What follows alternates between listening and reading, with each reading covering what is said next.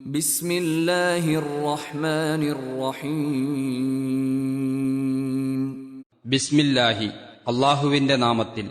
അർ റഹ്മാനി പരമകാരുണികൻ, അർ റഹീം കരുണാനിധി. പരമകാരുണികനും കരുണാനിധിയുമായ അള്ളാഹുവിന്റെ നാമത്തിൽ.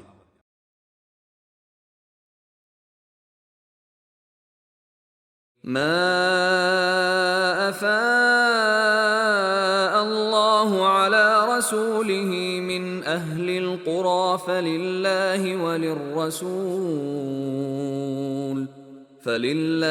وللرسول ولذي القربى واليتامى والمساكين وابن السبيل كي لا يكون دولة بين الأغنياء منكم وما آتاكم الرسول فخذوه وما نهاكم عنه فانتهوا واتقوا الله إن الله شديد العقاب. വചനം 7.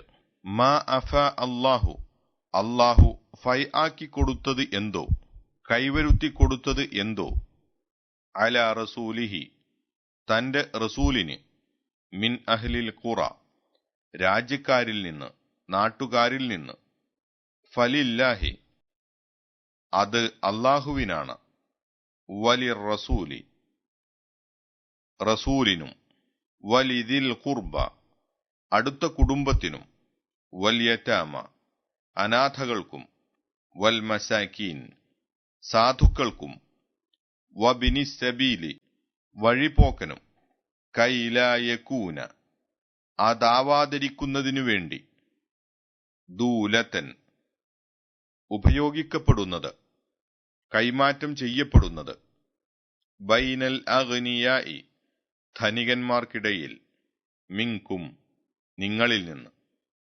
വമ ആറ്റാക്കും നിങ്ങൾക്ക് എന്തു നൽകിയോ കൊണ്ടു തന്നുവോ, അർ റസൂലു റസൂൽ, ഫഖുദൂഹു അത് നിങ്ങൾ സ്വീകരിക്കുവിൻ, വമാ നഹാക്കും അൻഹു അദ്ദേഹം നിങ്ങളോട് ഏതൊന്നിനെക്കുറിച്ച് വിരോധിച്ചുവോ വിലക്കിയോ, ഫൻതഹു അപ്പോൾ നിങ്ങൾ വിരമിക്കുവിൻ, വത്തഖുല്ലാഹ അല്ലാഹുവിനെ സൂക്ഷിക്കുകയും ചെയ്യുവിൻ, ഇന്നല്ലാഹ നിശ്ചയമായും അല്ലാഹു ഷദീദുൽ ഇഖാബ് പ്രതികാര നടപടി കഠിനമായവനാണ്, ശിക്ഷാ നടപടി കഠിനമായവനാണ്.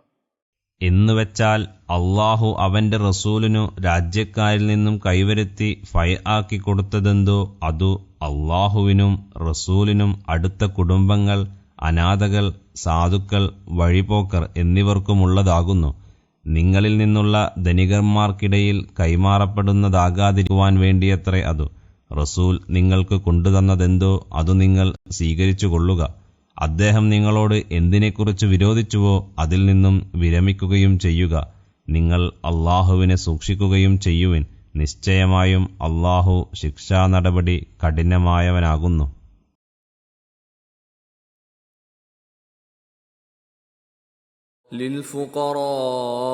للفقراء المهاجرين الذين أخرجوا من ديارهم وأموالهم يبتغون فضلا من الله ورضوانا وينصرون الله ورسوله أولئك هم الصادقون. വചനം 8. ലിൽ ഫുഖറാഇ ദരിദ്രന്മാർക്ക്, അൽ മുഹാജിരീന മുഹാജിറുകളായ അഭയാർത്ഥികളായ, അല്ലദീന ഉഖ്രിജു അതായത് പുറത്താക്കപ്പെട്ടവർ, മിൻ ദിയാരിഹിം തങ്ങളുടെ ഭവനങ്ങളിൽ നിന്ന്, വാസസ്ഥലങ്ങളിൽ നിന്ന്, വ അംവാലിഹിം തങ്ങളുടെ സ്വത്തുക്കളിൽ നിന്നും, യബ്തഗൂന അവർ തേടിക്കൊണ്ടിരിക്കവേ, അന്വേഷിച്ചുകൊണ്ടിരിക്കവേ, ഫദ്ലൻ ദയവ്, അനുഗ്രഹം, മിനല്ലാഹി അള്ളാഹുവിൽ നിന്ന്, വരിദ്വാനൻ പൊരുത്തവും പ്രീതിയും, വയൻസുറൂന അവർ സഹായിക്കുകയും ചെയ്തുകൊണ്ടിരിക്കെ, അല്ലാഹ അള്ളാഹുവിനെ, വറസൂലഹു അവന്റെ റസൂലിനെയും, ഉലൈകഹും അക്കൂട്ടർ തന്നെയാണ് അസ്സാദിഖൂൻ സത്യവാൻമാർ. അതായതു തങ്ങളുടെ വാസസ്ഥലങ്ങളിൽ നിന്നും സ്വത്തുക്കളിൽ നിന്നും പുറത്താക്കപ്പെട്ടിട്ടുള്ള മുഹാജിറുകളായ സ്വദേശം വിട്ടുപോയ ദരിദ്രന്മാർക്കു അള്ളാഹുവിങ്കൽ നിന്നുള്ള ദയവും പൊരുത്തവും തേടിക്കൊണ്ടു അള്ളാഹുവിനെയും അവന്റെ റസൂലിനെയും സഹായിച്ചുകൊണ്ടിരിക്കവേ പുറത്താക്കപ്പെട്ടവർ അക്കൂട്ടർ തന്നെയാണ് സത്യവാൻമാർ.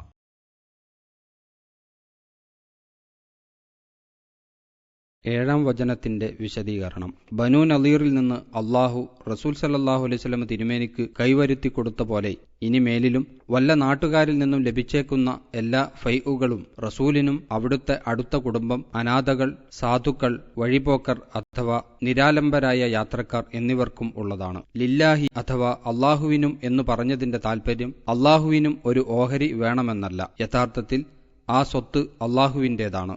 അതുകൊണ്ട് അവൻ നിയമിക്കുന്ന പ്രകാരം കൈകാര്യം ചെയ്യേണ്ടതാണ് എന്ന സൂചനയത്രേ അതിൽ അടങ്ങിയിരിക്കുന്നത്. അള്ളാഹുവിനും എന്ന് പറഞ്ഞതിന്റെ ഉദ്ദേശ്യം മേൽ പ്രസ്താവിച്ച 5 കൂട്ടർക്ക് നൽകപ്പെടുന്നതിനു പുറമെ 6-മതൊരു ഭാഗം കൂടി പ്രത്യേകം നീക്കിവെക്കേണ്ടതുണ്ടെന്നും ആ ഓഹരി അഥവാ അള്ളാഹുവിന്റെ ഓഹരി പൊതുവിഷയത്തിൽ ചിലവാക്കുവാനുള്ളതാണെന്നും ചിലർ അഭിപ്രായപ്പെട്ടിട്ടുണ്ട്. പക്ഷേ പല തെളിവുകളുടെയും പിൻബലമുള്ളതും പൊതുവിൽ അംഗീകരിക്കപ്പെട്ടുവരുന്നതും ആദ്യം പറഞ്ഞതാണ്. ഗനീമത്ത് സ്വത്തുക്കൾ 5 ഭാഗമായി ഭാഗിക്കപ്പെടുന്നതും അതിൽ 4 ഭാഗവും യുദ്ധത്തിൽ പങ്കെടുത്തവർക്ക് വീതിച്ചു കൊടുക്കപ്പെടുന്നതുമാണ്. ബാക്കിയുള്ള 5-1 മാത്രമായിരിക്കും മേൽ പ്രസ്താവിച്ച 5 കൂട്ടർക്ക് അഥവാ റസൂലിനും കുടുംബത്തിനും അനാഥകൾക്കും സാധുക്കൾക്കും വഴിപോക്കർക്കും കൂടി നൽകപ്പെടുക. ഫൈഅ് സ്വത്തുക്കളാകട്ടെ ഈ 5 കൂട്ടർക്കു മാത്രമുള്ളതാണ്. നദീർ ഗോത്രത്തിൽ നിന്ന് ലഭിച്ച ഫൈഅ് സ്വത്തുക്കളിൽ നിന്ന് നബി സല്ലല്ലാഹു അലൈഹി വസല്ലമ അവിടുത്തെ വീട്ടുകാരുടെ 1 കൊല്ലത്തെ ഭക്ഷണത്തിനുള്ള വക എടുത്തു വിനിയോഗിക്കുകയും യുദ്ധസാമഗ്രികൾക്കു വേണ്ടി ചെലവഴിക്കുകയും ചെയ്തിരുന്നു. ബുഖാരി, മുസ്ലിം. അടുത്ത കുടുംബം കൊണ്ടുദ്ദേശം സക്കാത്തിന്റെ ഇനത്തിൽ നിന്ന് അംശം നൽകപ്പെടാത്ത നബി സല്ലല്ലാഹു അലൈഹി വസല്ലമയുടെ അടുത്ത ബന്ധുക്കളത്രേ. ഈ ദാനധർമ്മങ്ങൾ ജനങ്ങളുടെ അഴുക്കുകൾ മാത്രമാണ്. അത് മുഹമ്മദിനും മുഹമ്മദിന്റെ കുടുംബത്തിനും അനുവദനീയമല്ല എന്ന് തിരുമേനി അരുളി ചെയ്തിട്ടുണ്ട്. ബുഖാരി, മുസ്ലിം. അതുകൊണ്ട് അവർക്ക് ഫൈഇൽ പ്രത്യേകം അവകാശം നിശ്ചയിക്കപ്പെട്ടിരിക്കുകയാണ്. നബി സല്ലല്ലാഹു അലൈഹി വസല്ലമയുടെ കാലശേഷം അവിടുത്തെ എല്ലാ സ്വത്തുക്കളുമെന്ന പോലെ ഫൈഇന്റെ അവകാശവും പൊതു ഭണ്ഡാരത്തിലേക്ക് അഥവാ ബൈത്തുൽ മാലിലേക്ക് നീങ്ങുന്നതാകുന്നു. ഞങ്ങൾ അഥവാ നബിമാർ അനന്തരാവകാശം എടുക്കപ്പെടുന്നവരല്ല. ഞങ്ങൾ വിട്ടുപോകുന്നതെല്ലാം ധർമ്മമാകുന്നു എന്നും നബി സല്ലല്ലാഹു അലൈഹി വസല്ലമയുടെ ഒരു ഹദീസിൽ വന്നിരിക്കുന്നു. അബൂദാവൂദ്. അബൂബക്കർ റളിയല്ലാഹു അൻഹുവിന്റെ ഖിലാഫത്ത് കാലത്ത് ഈ നിയമം നടപ്പിൽ വരുത്തപ്പെടുകയും ഉണ്ടായി. ഫൈഅ് സ്വത്തുക്കൾ നബി സല്ലല്ലാഹു അലൈഹി വസല്ലമക്കും തുടർന്നു പറഞ്ഞ 4 കൂട്ടർക്കുമുള്ളതാണെന്നും മറ്റുള്ളവർക്ക് അതിൽ അവകാശമില്ലെന്നും നിശ്ചയിച്ചതിന് അള്ളാഹു എടുത്തു കാണിച്ച കാരണം വളരെ പ്രധാനപ്പെട്ട ഒരു ഇസ്ലാമിക സിദ്ധാന്തത്തെയാണ് വ്യക്തമാക്കുന്നത്. അതെ, ധനം ധനികന്മാരുടെ ഇടയിൽ മാത്രം കൈമാറപ്പെടുന്ന ഒരു വസ്തു ആയിക്കൂടാ. അതിനുവേണ്ടിയാണ് അങ്ങനെ നിശ്ചയിച്ചിരിക്കുന്നത്. കൈലാ യകൂന ദൂലതം ബൈനൽ അഗ്നിയാഇ മിൻകും, അഥവാ സ്വത്ത് സമ്പാദിക്കുവാനും വിനിയോഗിക്കുവാനുമുള്ള അവസരവും സൗകര്യവും ധനികന്മാർക്കാണല്ലോ കൂടുതലുണ്ടാവുക.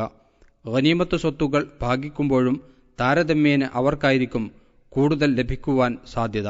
ഉദാഹരണമായി കാൽപടയാളിയുടെ ഇരട്ടി കുതിരപ്പടയാളിക്ക് ലഭിച്ചേക്കും. പടക്കുതിര തയ്യാറാക്കുക പോലെയുള്ള കാര്യങ്ങൾ ദരിദ്രന്മാർക്ക് സാധിക്കാത്തതല്ലോ. അതുകൊണ്ട് ദരിദ്രന്മാരും സാധുക്കളുമായവർക്കും ധനം കൈമാറുവാനുള്ള അവസരങ്ങൾ ഉണ്ടാക്കുകയും വേണം. അതിനുള്ള മാർഗങ്ങളിൽ ഒന്നത്രേ ഈ പദ്ധതി.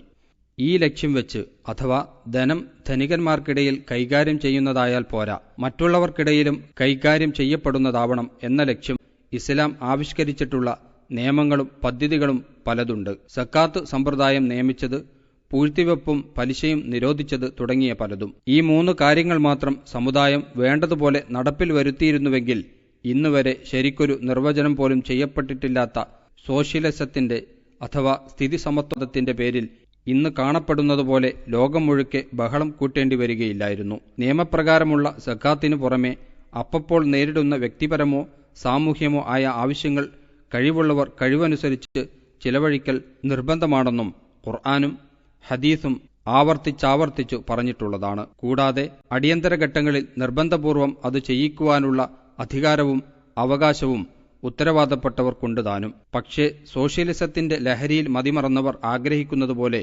സ്വത്ത് സമ്പാദിക്കുവാനും അത് വിനിയോഗിക്കുവാനുമുള്ള വ്യക്തി സ്വാതന്ത്ര്യത്തെ ഇല്ലാതാക്കുകയോ ധനികന്മാരുടെ സ്വത്തുക്കൾ പിടിച്ചെടുത്ത് മറ്റുള്ളവർക്ക് വീതിച്ചു കൊടുത്തുകൊണ്ടുള്ള ഒരു കൃത്രിമ സ്ഥിതിസമത്വം സ്ഥാപിക്കുകയോ ചെയ്യുവാൻ ഇസ്ലാം അനുവദിച്ചിട്ടില്ല. മനുഷ്യപ്രകൃതിയും മനുഷ്യന്റെ വികാരവും ആവശ്യവുമെല്ലാം മനുഷ്യനേക്കാൾ അറിയുന്ന അള്ളാഹു അതെങ്ങനെ അനുവദിക്കും? ഈ ലക്ഷ്യം വെച്ച് അടുത്ത വാക്യത്തിൽ ഇതിനേക്കാളെല്ലാം പ്രധാനപ്പെട്ടതും ഇസ്ലാമിന്റെ അടിത്തറയുമായ ഒരു മൗലിക സിദ്ധാന്തമാണ് അള്ളാഹു വിശ്വാസികളെ അറിയിക്കുന്നത്. വമാ ആതാക്കുമുർ റസൂലു ഫഖുദൂഹു വമാ നഹാക്കും അൻഹു ഫന്തഹു. അഥവാ റസൂൽ നിങ്ങൾക്ക് എന്ത് കൊണ്ടുതന്നുവോ അത് നിങ്ങൾ സ്വീകരിക്കണം. അദ്ദേഹം നിങ്ങളോട് ഏതൊന്നിനെക്കുറിച്ച് വിരോധിച്ചുവോ അതിൽ നിന്ന് വിലക്കി നിൽക്കണം. റസൂൽ കൽപ്പിച്ചത് എന്ന് പറയാതെ മാ ആതാക്കും അഥവാ റസൂൽ കൊണ്ടുതന്നത് എന്ന് പറഞ്ഞിരിക്കുന്നത് വളരെ ശ്രദ്ധേയമാണ്. വാക്കുകൊണ്ടോ പ്രവൃത്തി കൊണ്ടോ സമ്മതം കൊണ്ടോ റസൂൽ സല്ലല്ലാഹു അലൈഹി വസല്ലമ കാണിച്ചു തന്നതെല്ലാം ഇതിൽ ഉൾപ്പെടുന്നു. ഖുർആനും അതിൽ ഉൾപ്പെട്ടതു തന്നെ. ഇവയൊക്കെയും ഉൾക്കൊള്ളത്തക്ക വിധം വിശാലർത്ഥമുള്ളതാണ് ആ വാക്ക്. അല്ലാതെ ഫൈഇന്റെ സ്വത്തുക്കളിൽ നിന്ന് അദ്ദേഹം നിങ്ങൾക്ക് അനുവദിച്ചു തന്നത് സ്വീകരിക്കണമെന്നോ വായ കൊണ്ട് കൽപ്പിച്ചത് അനുസരിക്കണമെന്നോ മാത്രമല്ല അതിന്റെ അർത്ഥം. നേരെ മറിച്ച് തിരുമേനി കാണിച്ചു തരാത്തതെല്ലാം വിരോധിക്കപ്പെട്ടതാണെന്നുണ്ടോ? ഇല്ല, അവിടുന്ന് നിരോധിച്ചതെന്തോ അതുമാത്രമാണ് നിരോധിക്കപ്പെട്ടിട്ടുള്ളത്. അതുകൊണ്ടാണ് അദ്ദേഹം കൊണ്ടുവരാത്തത് എന്ന് പറയാതെ മാ നഹാക്കും അഥവാ അദ്ദേഹം വിരോധിച്ചത് എന്നും പറഞ്ഞിരിക്കുന്നത്. നബി സല്ലല്ലാഹു അലൈഹി വസല്ലമ അരുളി ചെയ്യുന്നു, ഞാൻ നിങ്ങളെ ഒഴിവാക്കുമ്പോഴെല്ലാം നിങ്ങൾ എന്നെ വിട്ടേക്കണം. നിങ്ങൾക്ക് മുമ്പുള്ളവരെ നാശത്തിൽപ്പെടുത്തിയത് അവരുടെ ചോദ്യം ചെയ്യലിന്റെ ആധിക്യവും നബിമാരോടുള്ള ഭിന്നിപ്പുമാകുന്നു. അതുകൊണ്ട് ഞാൻ നിങ്ങളോട് വല്ലതിനെക്കുറിച്ചും വിരോധിച്ചാൽ നിങ്ങളത് വർജിക്കുവീൻ. ഞാൻ നിങ്ങളോട് വല്ല കാര്യവും കൽപ്പിച്ചാൽ അതിൽ നിന്ന് നിങ്ങൾക്ക് സാധിക്കുന്നത്ര കൊണ്ടുവരികയും ചെയ്യുവീൻ. ബുഖാരി, മുസ്ലിം. ഈ വചനത്തിലെ ആശയം വ്യത്യസ്ത വാക്കുകളിലായി ഖുർആൻ ആവർത്തിച്ചു പറയുന്നുണ്ട്. നിങ്ങൾക്ക് അള്ളാഹുവിന്റെ റസൂലിൽ നല്ലതായ മാതൃകയുണ്ട്. അധ്യായം 33 വചനം 21. അദ്ദേഹം ഇച്ഛയനുസരിച്ച് സംസാരിക്കുകയില്ല, അത് വഹിയല്ലാതെ മറ്റൊന്നുമല്ല. അധ്യായം 53 വചനം 3-4. റസൂലിനെ ആർ അനുസരിക്കുന്നുവോ അവൻ തീർച്ചയായും അള്ളാഹുവിനെ അനുസരിച്ചു. അധ്യായം 4 വചനം 80. അദ്ദേഹത്തിന്റെ കൽപ്പനക്ക് എതിരു പ്രവർത്തിക്കുന്നവർ തങ്ങൾക്ക് വല്ല കുഴപ്പവും ബാധിക്കുകയോ അല്ലെങ്കിൽ വേദനയേറിയ ശിക്ഷ ബാധിക്കുകയോ ചെയ്യുന്നത് സൂക്ഷിച്ചുകൊള്ളട്ടെ. അധ്യായം 24 വചനം 63 മുതലായ എത്രയോ ഖുർആൻ വാക്യങ്ങൾ ഇതിന് ഉദാഹരണങ്ങളാകുന്നു. ഇതെല്ലാം കൺമുമ്പിൽ കണ്ടുകൊണ്ട് അഥവാ മുസ്ലിങ്ങളാണെന്ന് അഭിമാനിക്കുകയോ ജൽപ്പിക്കുകയോ ചെയ്തുകൊണ്ട് തന്നെ ചിലർ പറയുന്നു ഖുർആൻ മാത്രമേ ഇസ്ലാമിൽ അംഗീകരിക്കേണ്ടുന്ന പ്രമാണമായുള്ളൂ എന്ന്. മറ്റു ചിലർ ഇത് തുറന്നു പറയുവാൻ മടികൊണ്ടോ പേടികൊണ്ടോ ആവട്ടെ തയ്യാറില്ലെങ്കിലും ഫലത്തിൽ ആ നയം സ്വീകരിക്കുകയും വേറെ ചിലർ നബി സല്ലല്ലാഹു അലൈഹി വസല്ലമയുടെ വാക്കുകളിലും ചര്യകളിലും തങ്ങളുടെ ഇച്ഛക്കും യുക്തിന്യായങ്ങൾക്കും യോജിക്കാത്തതായി കാണുന്നവയുടെ നേരെ പുച്ഛവും പരിഹാസവും കൈക്കൊള്ളുകയും ചെയ്യുന്നു. ഇങ്ങനെയുള്ളതെല്ലാം യഥാർത്ഥത്തിൽ അവർ ഖുർആനിൽ വിശ്വസിക്കുന്നുണ്ടെങ്കിൽ താഴെ കാണുന്ന ഖുർആൻ വചനങ്ങൾ തുറന്ന മനസ്സോടെ ഓർമ്മിക്കുന്നത് നന്നുവെന്ന് മാത്രമേ നമുക്ക് പറയുവാനുള്ളൂ. 1. നബിയെ, എന്നാൽ ഇല്ല, നിന്റെ റബ്ബിനെ തന്നെയാണ് സത്യം.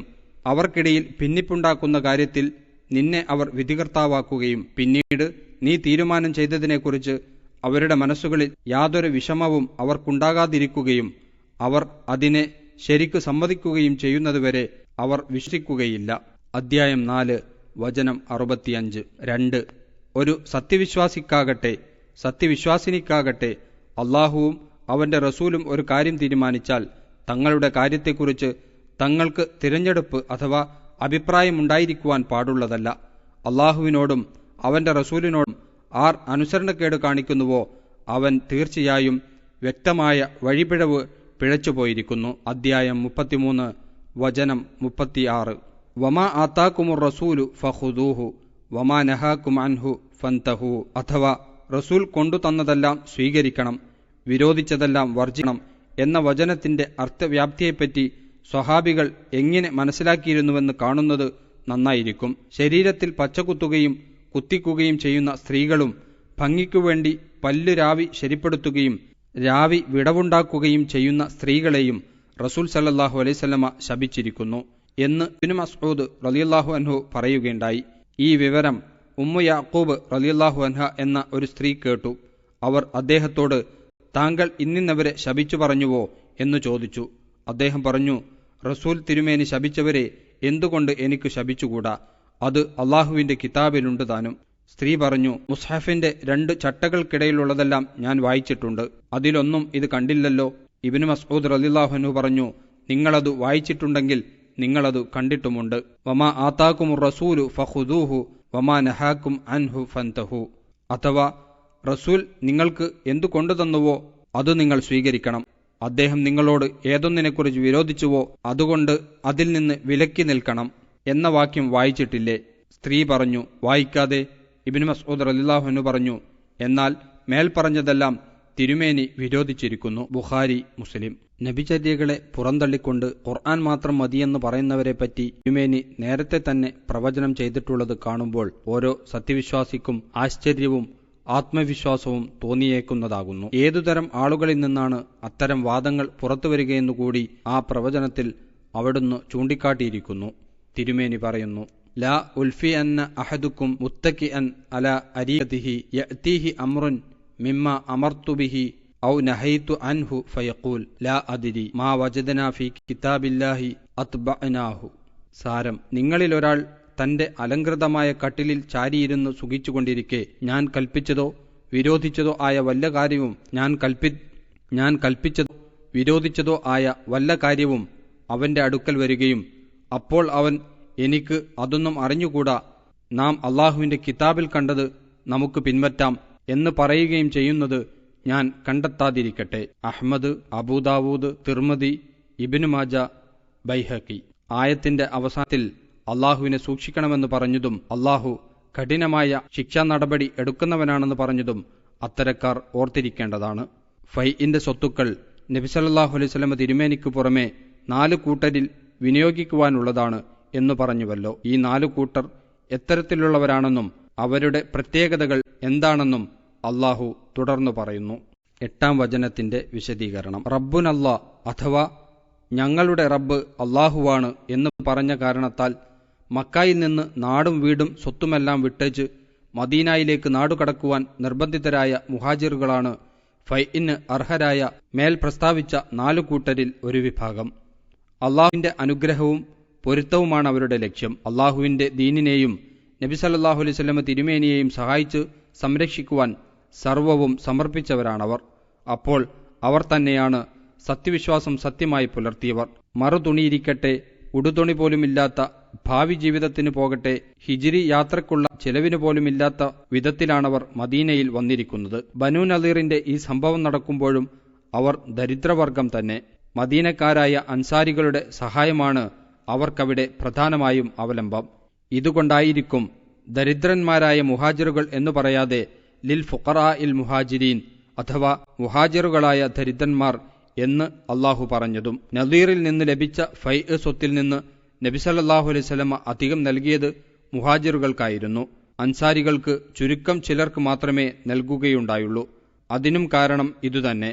മുഹാജിറുകളെപ്പോലെ അവരുടെ സുഖദുഃഖങ്ങളിലും ഇസ്ലാമിന്റെ സേവനത്തിലും പങ്കുകൊള്ളുന്നവരാണല്ലോ അൻസാരികൾ. അവരുടെ സ്ഥിതിയോ